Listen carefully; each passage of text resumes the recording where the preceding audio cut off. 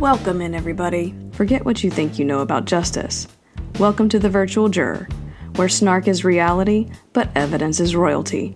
Where at first we look at the FACS, or facts and conjecture shared, before we get into the real stuff.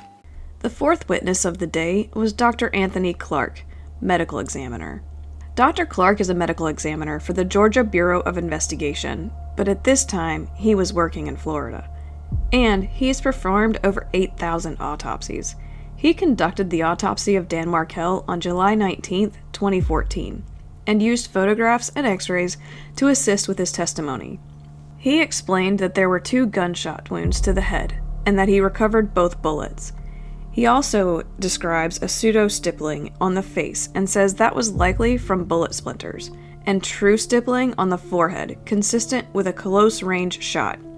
Dr. Clark goes on to point out a ring of soot and stippling on the victim's left forearm, which he testifies is consistent with the arm being raised in a defensive position. His findings led him to conclude that the cause of death was gunshot wounds to the face and head, and the manner of death was homicide.